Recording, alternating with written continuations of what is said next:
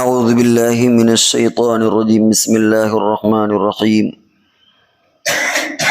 Ursula معنا غدا يرتع ويلعب وإنا له لحافظون قال إني ليحزنني أن تذهبوا به وأخاف أن يأكله الذئب وأنتم عنه غافلون قالوا لئن أكله الذئب ونحن عصبة إنا إذا لخاسرون فلما ذهبوا به وأجمعوا أن يجعلوه في غيابة الجب وأوحينا إليه لتنبئنهم بأمرهم هذا وهم لا يشعرون وجاءوا أباهم عشاء يبكون۔ یہاں بات یہ چل رہی تھی کہ شریعت میں کھیل کود کی حیثیت ہے اور آدمی کو ایسے کھیل کھیلنا چاہیے جس سے جسم کی نشو و نما ہو۔ اس کی تفصیل گزری تھی کہ ایک ہے دماغی کھیل، دماغی ورزش، شریعت میں یہ جائز نہیں ہے، موبائل کے گیم ہوں یا لوڈو، چوسر وغیرہ، شطرنج وغیرہ ہو۔ اور ایک ہے جسمانی کھیل، اس کی شریعت میں اجازت ہے، اس لیے کہ اس سے صحت حاصل ہوتی ہے۔ بات یہاں تک پہنچی تھی کہ یعقوب علیہ السلام نے فرمایا انی لیحزننی ان تذهبوا به واخاف ان یاکلہ الذئب، کہ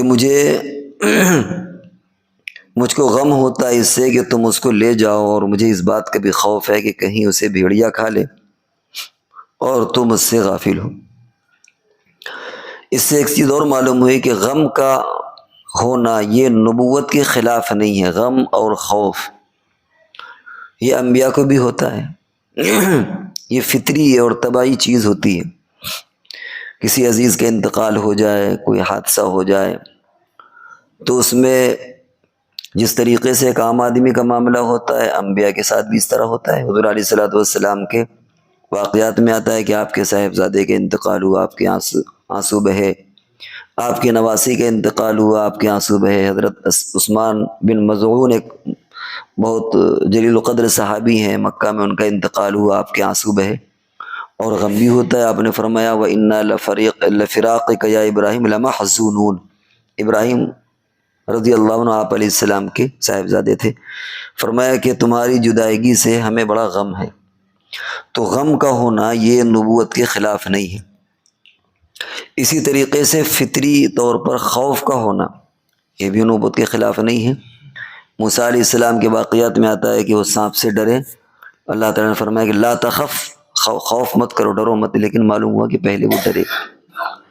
اسی طریقے سے یعقوب علیہ السلام نے فرمایا کہ وَأَخَافُ، مجھے اس بات کا خوف ہے، ڈر ہے۔ تو یہ فطری طور پر، طبعی طور پر جو خوف ہوتا ہے یہ انبیاء کو بھی ہو سکتا ہے، عام لوگوں کو بھی ہو سکتا ہے۔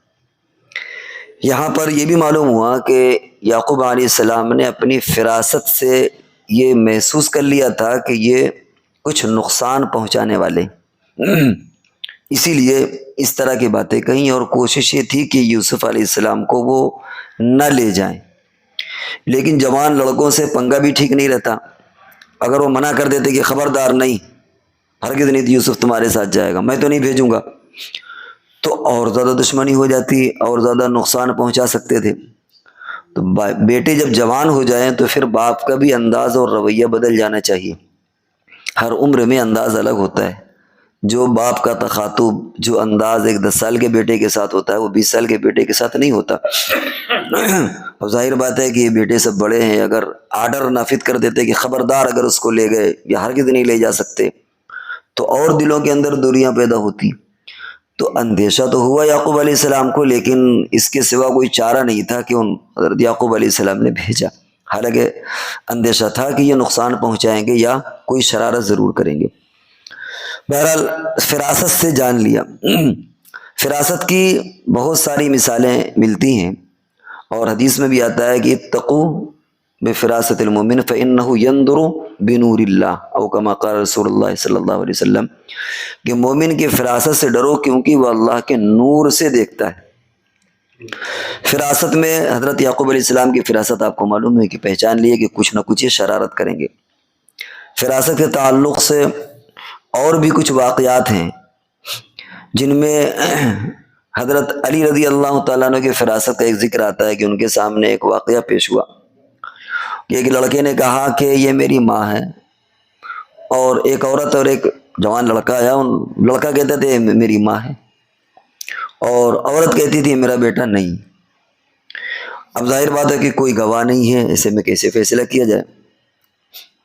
حضرت علی رضی اللہ تعالیٰ عنہ نے محسوس کر لیا کہ ہیں تو ماں بیٹے، لیکن کسی وجہ سے عورت انکار کر رہی۔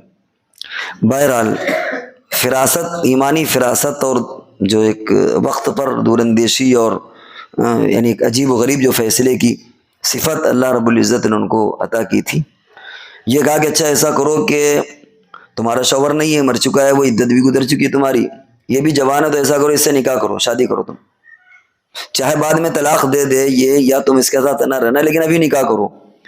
اب ظاہر بات ہے کہ ماں ہو کر کے بیٹے سے کیسے نکاح کرتی؟ اس نے قبول لیا کہ یہ میرا بیٹا ہے۔ پوچھا کہ ایسا تم نے کیوں کیا؟ فرمایا کہ اصل میں ایسا اس لیے کیا کہ میں سفر میں تھی، میرا بھائی سفر میں تھا، اور میری شادی اس کے ساتھ کر دی گئی۔ کچھ عرصے میں یہ حبشی تھا، میرا رنگ تھوڑا فیئر تھا، اور کچھ عرصے کے بعد میں اس کے ساتھ رہی، اس کے بعد علیحدگی ہو گئی، اس کا انتقال ہو گیا، اور ظاہر بات ہے ساتھ میں رہنے کی وجہ سے حمل ٹھہر گیا، بعد میں بچہ پیدا ہوا۔ اب میں جب اپنے وطن آئی تو مجھے شرم سی لگتی ہے، بڑا ہو گیا، دھیرے دھیرے میں پالتی رہی، بعد میں جب بڑا ہوا تو مجھے تعارف کرانے میں شرم آتی تھی کہ لوگ کیا کہیں گے کہ صاحب ماں کا کلر ایسا اور بیٹے کا ایسا، اس لیے میں نے سوچا کہ انکار کر دوں۔ بہرحال تو حضرت علی رضی اللہ تعالیٰ نے اس انداز میں سمجھایا اس کو کہ یہ چیزیں اس طرح کی نہیں ہیں کہ اس پاک رشتے کو ختم کیا جائے۔ بہت سارے واقعات ہیں، ایک حضرت ایاس رضی رحمہ اللہ کا واقعہ کتابوں میں لکھا ہے، مفسرین نے بھی بعد نے لکھا ہے کہ دو آدمی حاضر ہوئے، ایک نے کہا کہ بھائی ہم نے ان کو پیسہ دے دیا ہے، وہ کہتا ہے کہ نہیں صاحب ہمارا تقاضا تھا، وہ تو اس نے دیا ہی نہیں۔ انہوں نے پوچھا کہ اچھا یہ بتاؤ کہ تم نے کہاں پر دیا تھا؟ اس نے کہا کہ وہ گاؤں کے باہر ایک پیڑ تھا، وہیں پر معاملات طے ہو رہے تو وہیں پر ہم نے ان کے پیسے واپس کیے۔ تو انہوں نے کہا اچھا ہو سکتا ہے کہ تمہارے پیسے دینے میں گر گئے ہوں، تم نے دھیان نہ دیا ہو، اس زمانے میں درہم اور دینار چلتے تھے، تو ایسا کرو کہ تم جاؤ وہیں پر پہلے پیڑ کے پاس دیکھ کر گیا ہو کہیں ایسا تو نہیں کہ گر گیا ہوں۔ اب وہ جب وہ چلا تو تھوڑی دیر خاموش رہے، اس کے بعد اچانک اس سے پوچھا کہ تمہارا کیا خیال ہے وہ بندہ وہاں پہنچ گیا ہوگا؟ تو اس نے کہا کہ نہیں ابھی نہیں پہنچا ہوگا۔ بس فوراً اس کو پکڑ لیا کہ اس کا مطلب یہ کہ تم جھوٹ بول رہے ہو، کیونکہ اگر تم نے کسی پیڑ کے پاس ایسا معاملہ نہیں ہوا تھا تو تم نے یہ کیسے تمہیں پتا کہ وہ ابھی پہنچا کہ نہیں پہنچا؟ مثال کے طور پر آپ سے کوئی پوچھے 3 کلومیٹر اسے پیدل جانا ہے اور آپ 10 منٹ پہنچ گیا ہوگا، تو آپ کہیں گے نہیں ابھی نہیں پہنچا، معلوم یہ ہوا کہ ایسا کچھ تم جھوٹ بول رہے ہو۔ اسی طرح اور بھی واقعات موجود ہیں، حضرت عمر رضی اللہ تعالیٰ عنہ کے تعلق سے بھی اس طرح کے واقعات ہیں، اور بھی دیگر اور بہت سے واقعات حدیث کے اندر موجود ہیں، لیکن ان کو لوگوں نے اپنی کتابوں میں ذکر کر دیا، اپنی کتابوں کے اندر، بلکہ آج کل جو بچوں کی کتابیں پڑھائی جاتی ہیں ان میں بہت سے واقعات ذکر ہیں، حالانکہ وہ کتاب وہ واقعات حضور علیہ الصلوۃ والسلام نے بیان فرمایا اور زمانے سے چلے آ رہے ہیں۔ لوگ کہتے ہیں کہ گاندھی نے بھی بہت سے کوٹیشن جو ذکر کیے ہیں وہ حدیث ہی سے اس نے لیے ہیں، اور اس نے کوٹ کر دیا کہ یہ فرمان اور یہ حکمت کی باتیں اور یہ کوٹیشن لیا اس نے وہی سے۔ انہی میں سے ایک بہت مشہور واقعہ ہے کہ صاحب 2 عورتیں تھیں، انہوں نے ایک بچے کے بارے میں دعویٰ کیا کہ یہ میرا بیٹا ہے۔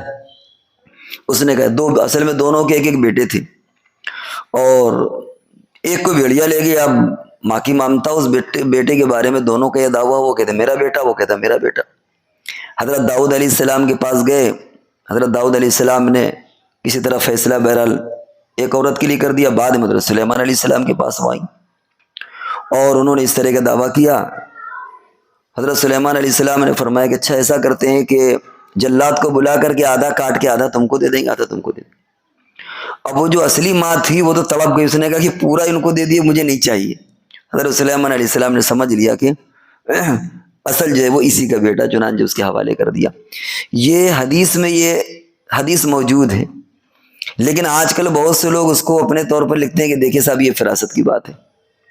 اسی طرح سائنس میں ایک بات ملتی ہے، سائنس میں جو بچوں کی کتابیں پڑھائی جاتی ہیں ان میں یہ واقعہ آتا ہے کہ صاحب سب سے طاقتور کون؟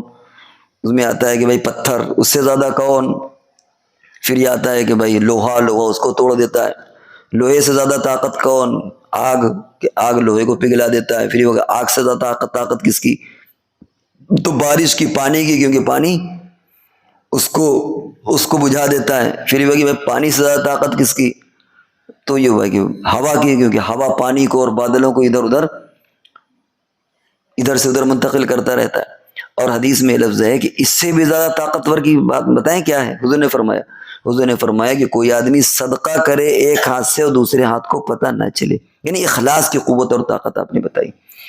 اب یہ اخلاص تو رہ گیا پیچھے، لوگوں نے کتابوں میں بیان کرنا شروع کر دیا ہے، بہت سی ہم نے دیکھی، خود انگلش کتابوں میں یہ واقعہ موجود ہے، حالانکہ حضور علیہ الصلوۃ والسلام نے حدیث میں فرمایا۔ تو بہت سی ایسی چیزیں ہوتی ہیں جو حدیث میں ہوتی ہیں اور لوگ ان کو قابلیت کے، دیکھیے ہم کوئی نئی بات پیش کر رہے ہیں اس کو بیان کر دیتے ہیں۔ تو فراست کے تعلق سے اور بھی دو چار واقعات ہیں، وہ انشاءاللہ پھر کل ہو جائیں گے، کہ وہ افراد کون ہیں جن کے اندر فراست تھی، جیسے حضرت خدیجہ رضی اللہ تعالیٰ عنہ ہے، حضرت شعیب علیہ السلام کی بیٹی ہیں، اور بھی کچھ واقعات ہیں کہ جو فراست جن کے اندر تھی اور انہوں نے فراست کے ذریعے سے کتنا نفع حاصل کیا، وہ انشاءاللہ پھر اگلے دن